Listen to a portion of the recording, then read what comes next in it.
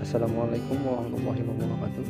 Halo kawan-kawan semua, perkenalkan nama saya Ahmad Fadil dengan nomor induk mahasiswa 220104010251. Di sini saya ingin menjelaskan tentang sejarah dakwah yang merupakan tugas mayoritas dari mata kuliah sejarah dakwah yang diampu oleh Ibu Rizkiatul Hasanah Hemsos.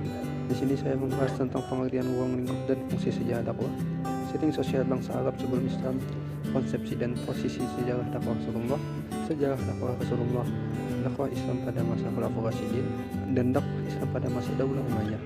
Saya harap kawan-kawan semua menonton video ini sampai habis. Yang pertama, pengertian ruang lingkup dan fungsi sejarah dakwah. Pengertian sejarah dakwah. Sejarah sering dikatakan sebagai catatan, kisah, peristiwa, catatan ibrahnya, serta saksi atas yang terjadi. Dalam terminologi umum, sejarah dapat dipahami sebagai suatu yang merupakan awal yang mempelajari segala peristiwa atau kejadian yang telah terjadi pada masa lampau. Dalam kehidupan manusia, peristiwa sejarah merupakan suatu peristiwa yang pribadi, unik, dan penting. Dalam terminologi Islam, sejarah adalah amanah dan pengakuan kebenaran yang disampaikan semata-mata karena Allah. Ini berarti bahwa sejarah dituntut mengungkapkan yang benar, bahkan jika perlu mengorbankan semua usaha agar sampai pada tujuan tersebut. Sejarah pun tidak membohongi atau menjalimi, tidak dibenarkan dengan alasan apapun, memanipulasi amanah atau menyembunyikan kebenaran. Sejarah pun tidak membohongi atau menjalimi, tidak dibenarkan dengan alasan apapun, memanipulasi amanah atau menyembunyikan kebenaran. Sejarah dakwah berasal dari dua kata, yaitu sejarah dan dakwah. Sejarah berasal dari bahasa Arab yaitu sejarah, yang berarti pohon kehidupan. Sedangkan dakwah ialah berarti mengajak atau memanggil atau menyuruh manusia berbuat baik. Sedangkan menurut terminologi, sejarah ialah kejadian dan peristiwa yang benar-benar terjadi pada masa lampau. Dengan demikian, sejarah dakwah dapat diartikan sebagai peristiwa masa lampau umat manusia.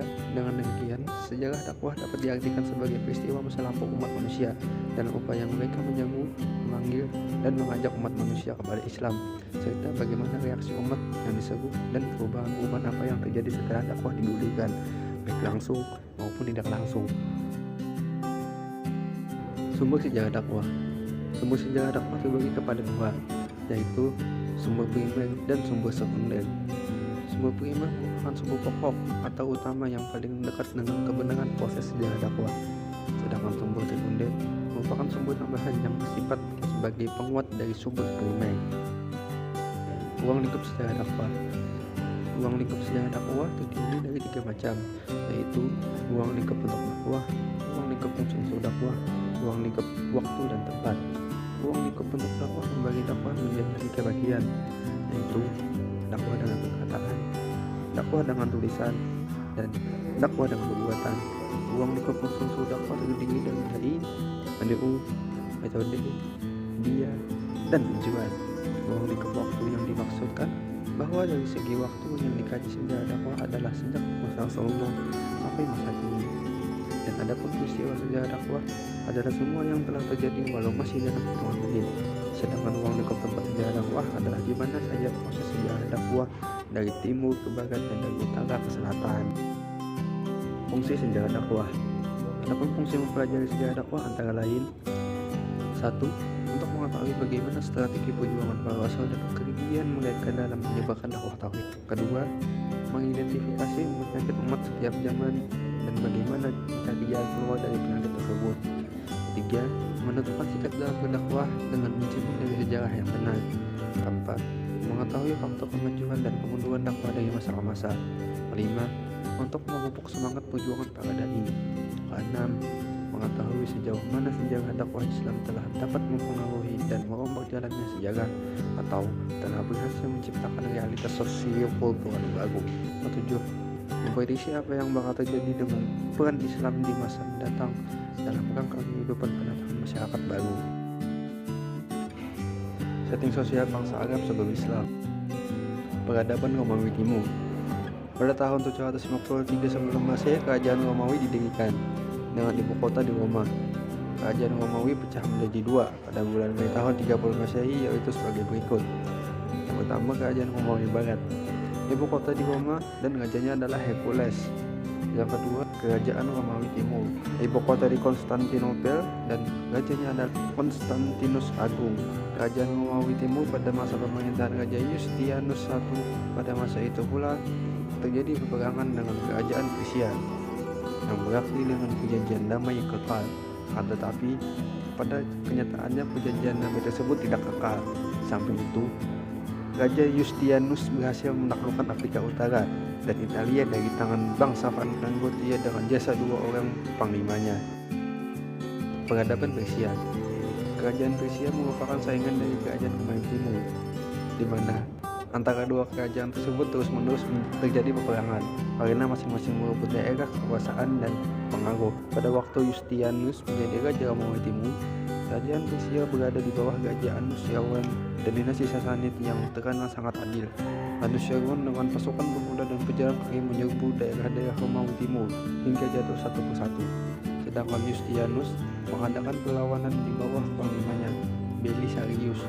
Selanjutnya, terjadi perang selama 20 tahun dengan kesepakatan di mana Yustian harus membayar upah kepada Anushirwan setiap tahun sebanyak 30.000 dinar.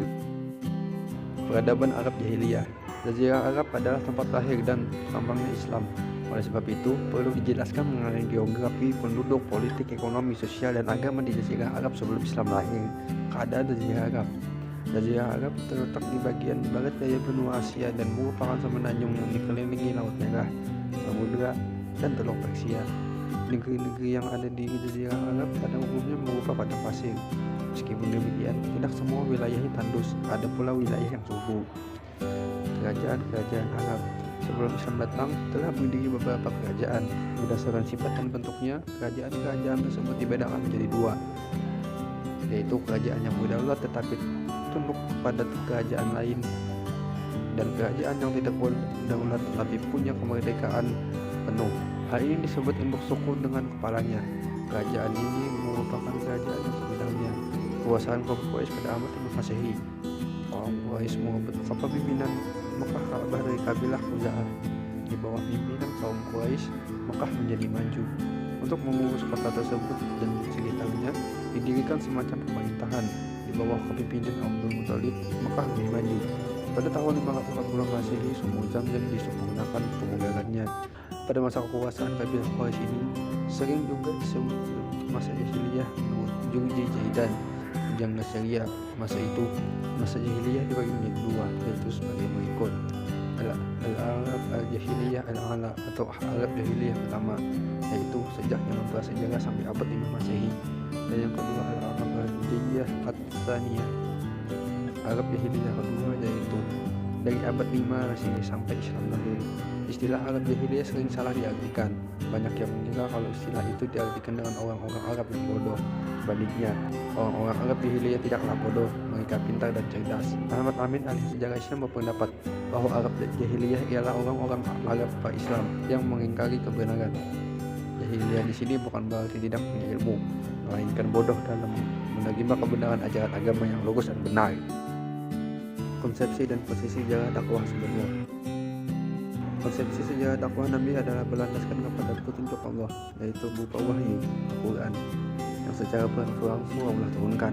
Rasulullah dalam melaksanakan tugas dakwahnya yaitu secara bertahap. Artinya pengembangan dakwah Nabi itu secara konsep, yaitu menyebarkan pesan-pesan ilahiyah di mana Allah mengutus beliau sebagai rahmatan lil alamin dengan dibekali kebaikan, takwaan, keikhlasan, dan akhlak mulia.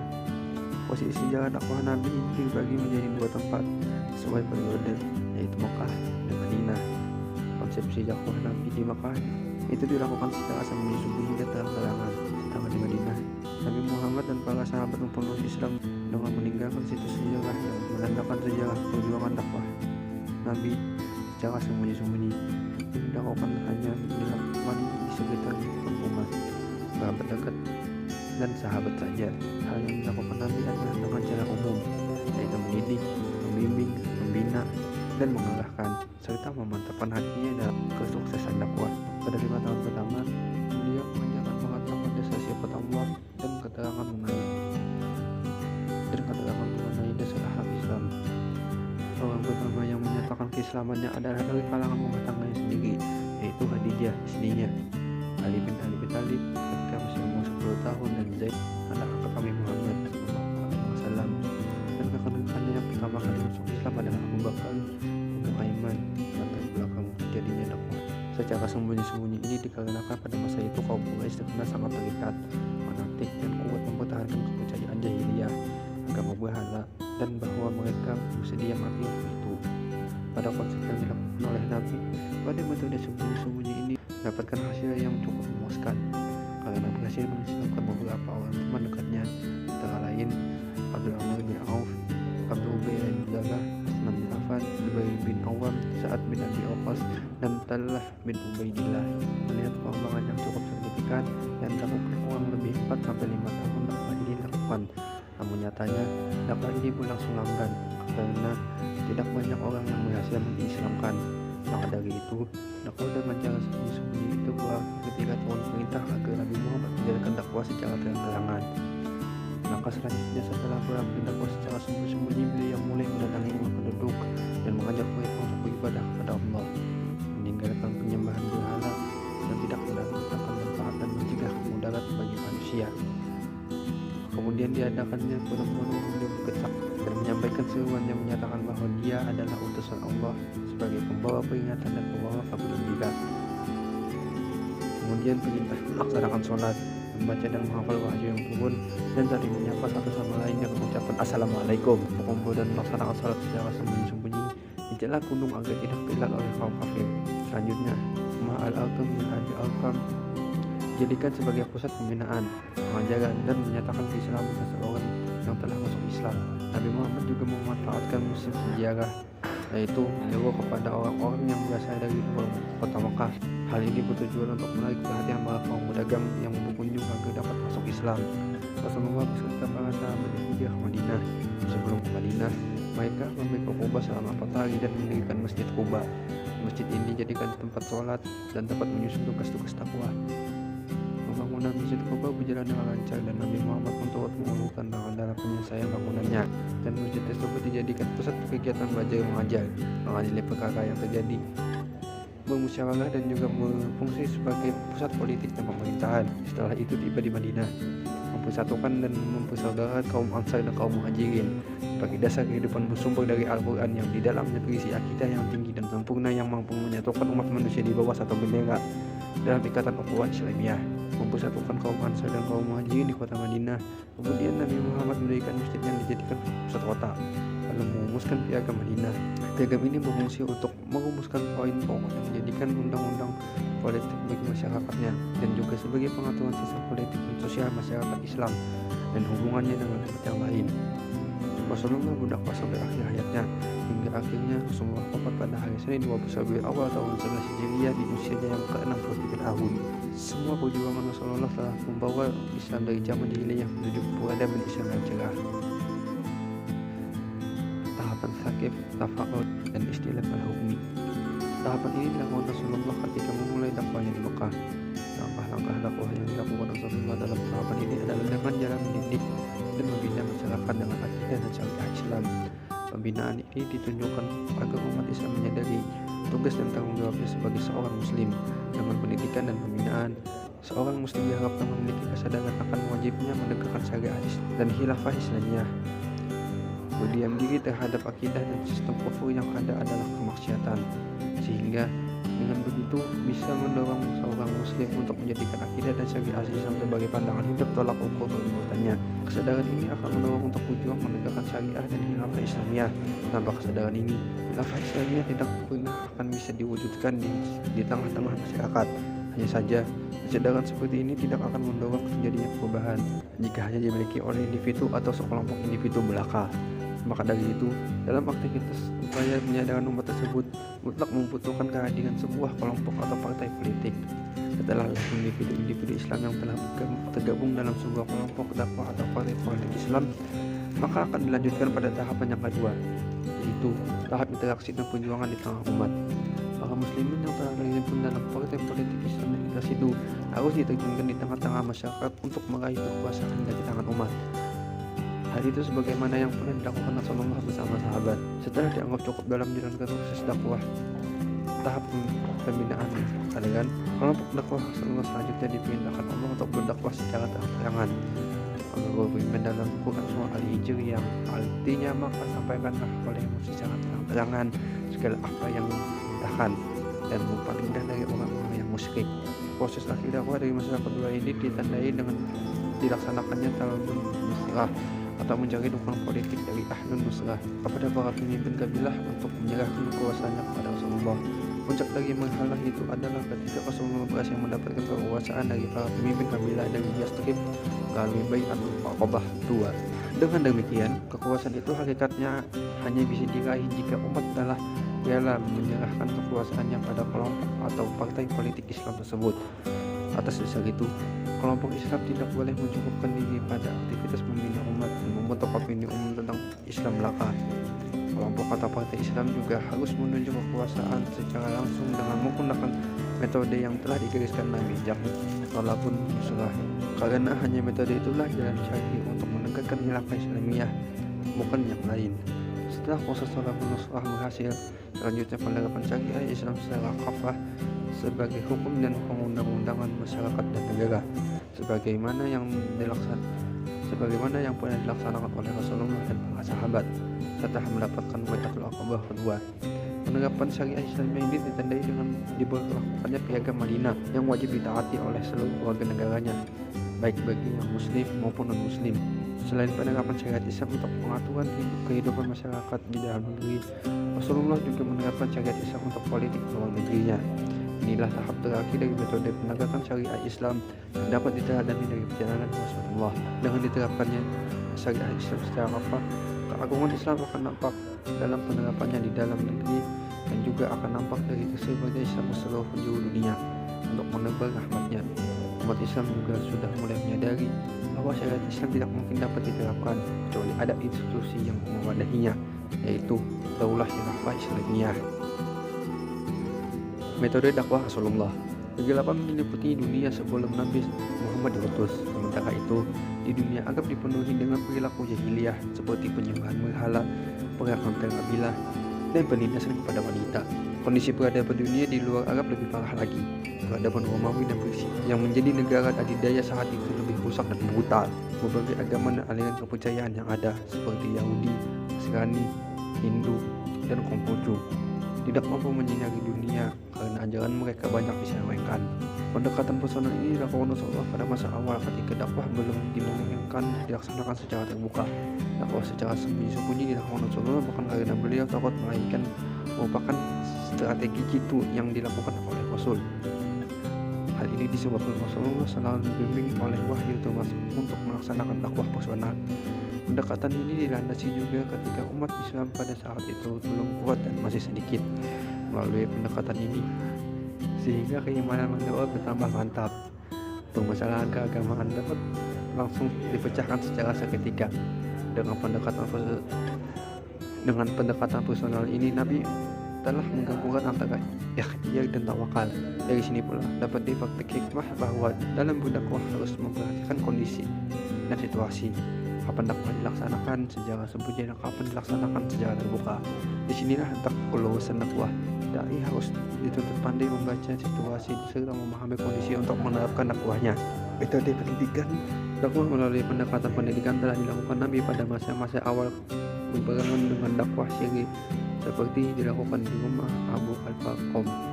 Pada saat Nabi di Mekah, pendidikan seperti di Bait Al-Arqam belum diorganisir secara maksimal. Hal ini disebabkan belum berkembangnya pendidikan karena faktor keamanan. Ketika Nabi hijrah ke Madinah, barulah pendidikan berkembang dan diorganisir secara berguna. Adapun sistem pendidikan yang dikembangkan Nabi adalah sistem kaderisasi dengan membina para sahabat.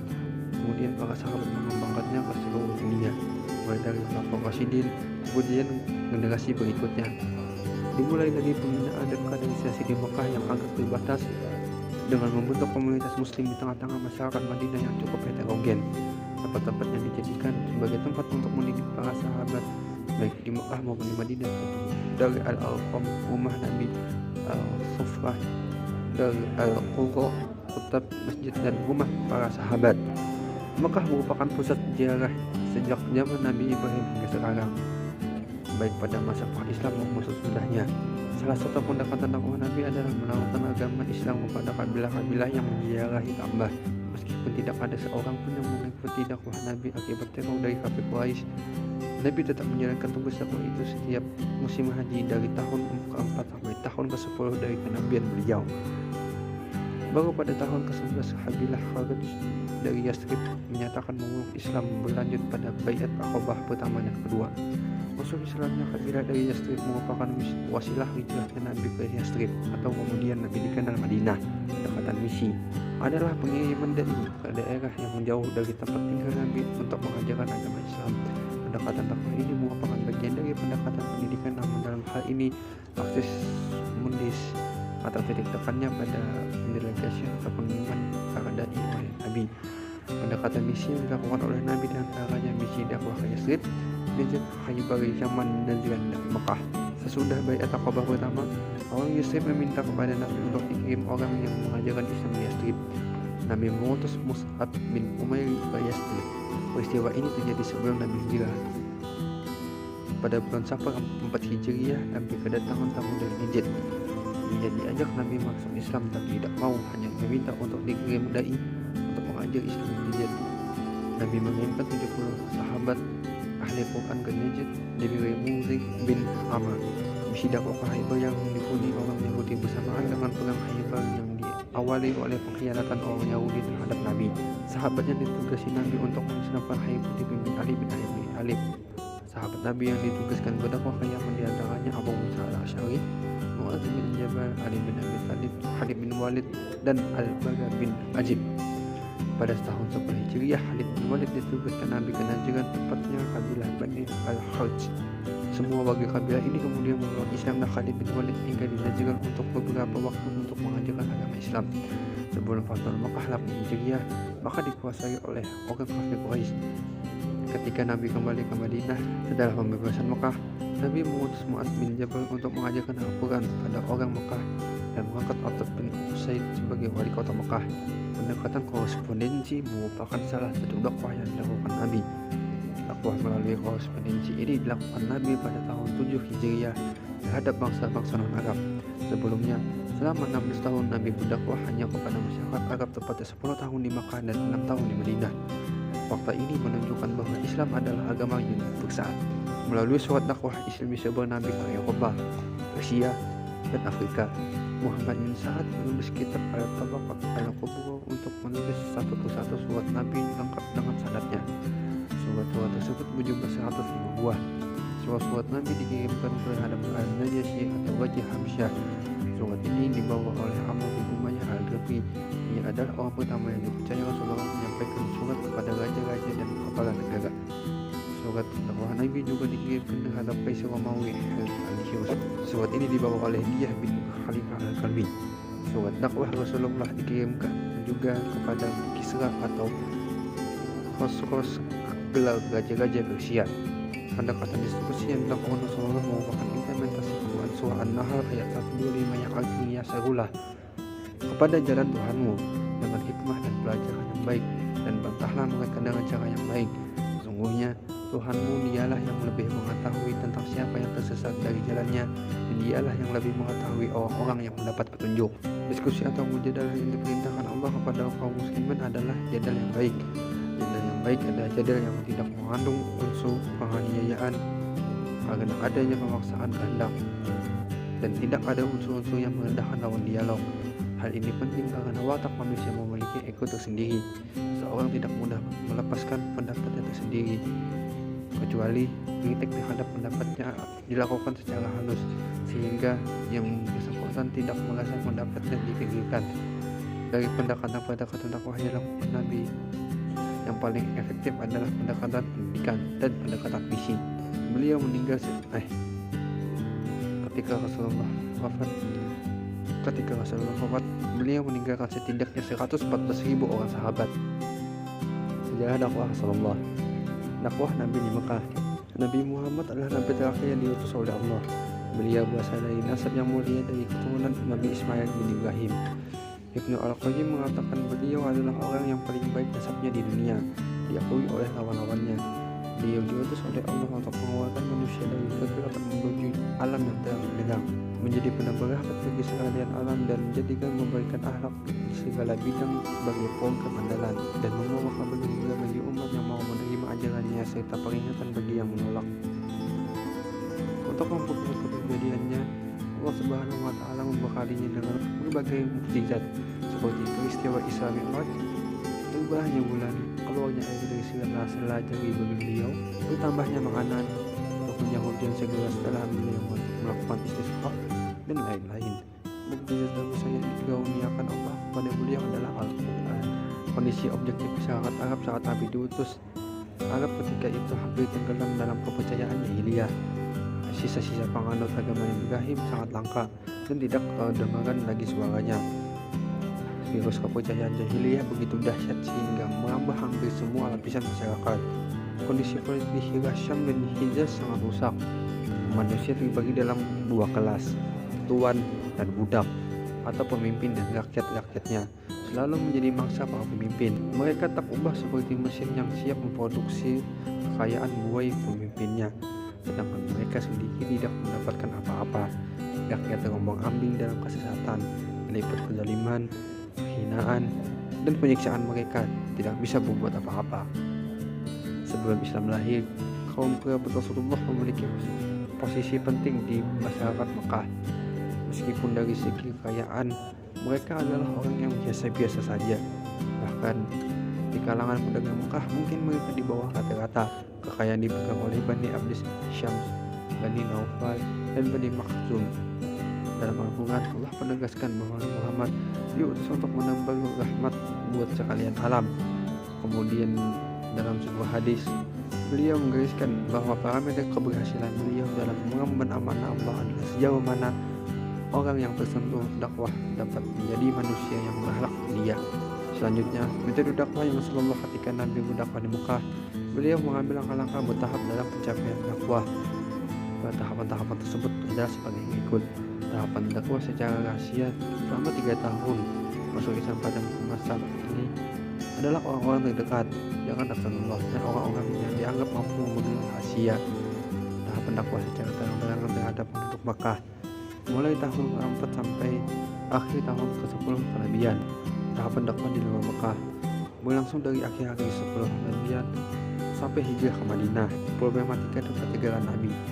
Setiap insan yang menyampaikan dakwah, tidak ada yang berjalan dengan mulus. Pasti ada saja masalah yang mereka hadapi. Rasulullah menghadapi berbagai macam masalah dari cara yang halus, tengah kasar hingga kasar. Beliau tetap tegar dengan pendirian beliau.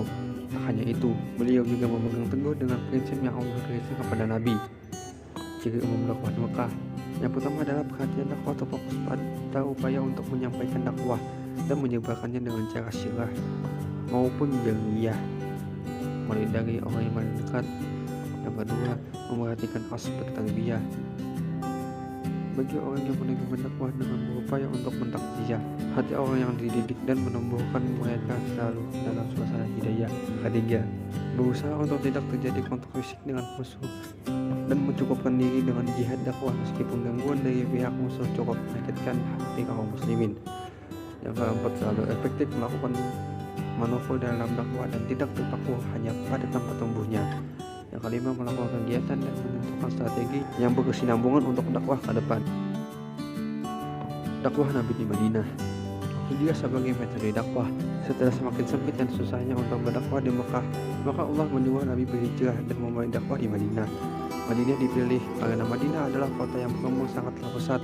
Selain itu, Madinah dianggap layak karena pada tahun ke-11 kenabian ada beberapa orang yang masuk Islam, dan perkembangan dakwah Islam di sana juga sangatlah pesat, dan juga tak ada satupun orang di sana yang tidak mengenal Rasulullah. Hijrahnya Rasulullah ke Madinah merupakan keberhasilan juga kemenangan Islam dan kaum muslimin. Setelah itu, hijrah menjadi tonggak kehidupan baru kaum muslimin. Hal tersebut pun membuat mereka menyatakan sistem kehidupan baru yang Allah tentukan baik dari sektor politik, sosial, ataupun individual personalnya.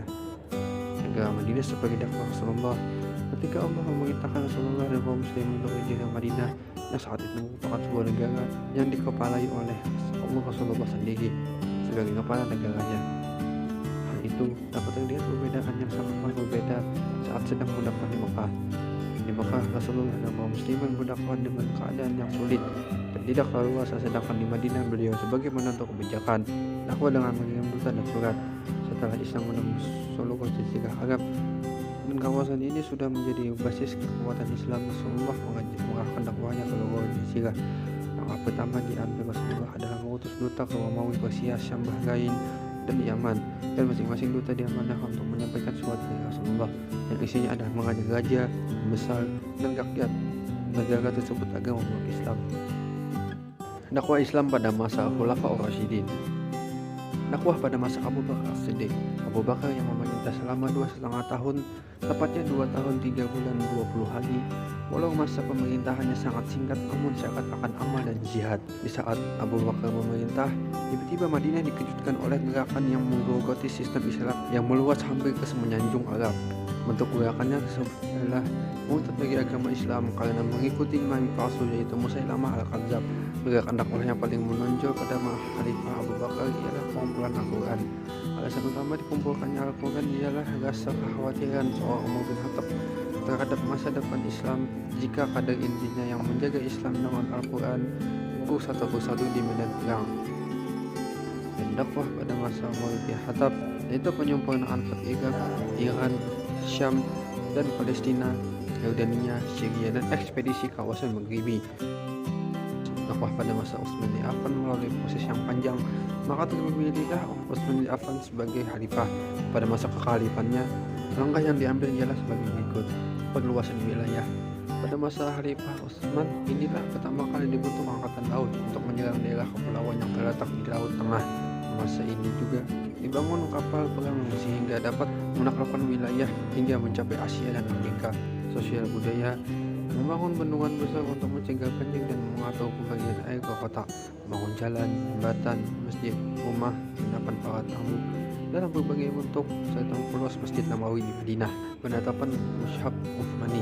Umat Islam pada masa Khalifah Utsman tinggal dalam wilayah yang sangat luas dan terpencil-pencil, sehingga penduduk masing-masing daerah tersebut membaca ayat Al-Quran menurut bacaan yang mereka pelajari dari tokoh sahabat yang terkenal dari wilayah mereka. Persoalan tersebut menimbulkan perselisihan di kalangan umat Islam. Dakwah pada masa Ali bin Abi Thalib. Sejarah kepemimpinan Khalifah Ali adalah sejarah terakhir masa kekhalifahan umat Islam dalam sejarah setelah masa kenabian. Pada saat diangkat menjadi khalifah, kondisi yang sedang kacau. Ketegangan politik terjadi akibat membunuh atas Khalifah Utsman. Seluruh jabatan gubernur saat itu hampir seluruhnya diduduki oleh keluarga Umayyah. Dakwah Islam pada masa Daulah Umayyah. Dinasti Umayyah yang berada di Damaskus selama pemerintahannya telah terjadi pergantian sebanyak 14 orang khalifah. Mereka adalah Muawiyah I ibni Abu Sufyan, Yazid I ibni Muawiyah, Muawiyah II ibni Yazid, Marwan I ibni Al-Hakam, Abdul Al-Malik ibni Marwan, Al-Walid I ibni Abdul Al-Malik, Sulaiman bin Abdul Al-Malik, Umar bin Abdul Al-Aziz, Yazid II bin Abdul Al-Malik, Hisham bin Abdul Al-Malik, Al-Walid II bin Yazid, Yazid III bin Al-Walid, Ibrahim bin Al-Walid, Marwan II ibni Muhammad. Dengan kebagian kekhalifahan Umayyah di Al-Andalusia disebut kekhalifahan Cordoba. Memiliki beberapa khalifahnya antara lain Abdurrahman III, Al-Hakam II, Hisham II, Muhammad II, Sulaiman, Hisham II, Sulaiman, Abdurrahman IV, Abdurrahman V, Muhammad III, Hisham III. Pengembangan dakwah kepada dinasti Umayyah dapat dikatakan memiliki banyak kegiatan baik yang sifatnya ke dalam maupun keluar. Ke dalam merupakan tindakan pembinaan dan konsolidasi, sedangkan keluar merupakan usaha pelebaran wilayah dakwah. Syed Qutb mengatakan kalau bukan karena kekuatan besar yang dimiliki watak agama ini, niscaya masa-masa pemerintahan Bani Umayyah dapat dijadikan jaminan bagi lenyapnya Islam di muka bumi. Perspektif penerimaan negatif dari sejarawan Islam terhadap dinasti Umayyah yang telah menjadikan suatu dinas bukan khilafah sejati, karena dalam argumentasinya Khalifah Umayyah menyebut diri mereka bukan sebagai Khalifatul Rasulullah, Khalifah Rasulullah, melainkan dinasti Umayyah merupakan Khalifatullah, wakil Allah. Ini bukan berarti menafikan bahwa apa yang dihasilkan oleh dinasti Umayyah yang berlangsung hampir 1 abad telah banyak memberi kontribusi yang sangat besar terhadap perkembangan Islam ke seluruh dunia, sebagaimana membuka wilayah dakwah baru, dakwah di bidang kajian dan penulisan ilmiah, memakmurkan masjid dan kajian keagamaan, pemudian dan pengajaran bahasa Arab, pengumpulan penulisan dan peletakan dasar-dasar metodologi hadis dan bidang hukum Islam. Secara garis besar bahwa pengembangan dakwah pada masa dinasti Abbasiyah meliputi peluasan wilayah dakwah, pengembangan dan pembinaan ilmu, dan pemikiran di bidang ekonomi. Hasil-hasil yang dicapai atas sejarah dakwah terus berkembang luas ke beberapa wilayah secara bertahap bergerak dari suatu wilayah ke wilayah berikutnya, meskipun tempat yang dimasukinya berbeda-beda. Kesan yang menonjol sekali ialah bahwa citra atau corak agama Islam tak pernah pudar di segala tempat atau keadaan yang pernah terjadi. Kesan yang menonjol sekali ialah bahwa citra atau corak agama Islam tak pernah pudar di segala tempat atau keadaan. Itu dia sedikit pembahasan tentang sejarah dakwah. Saya harap kawan-kawan semua dapat memahaminya.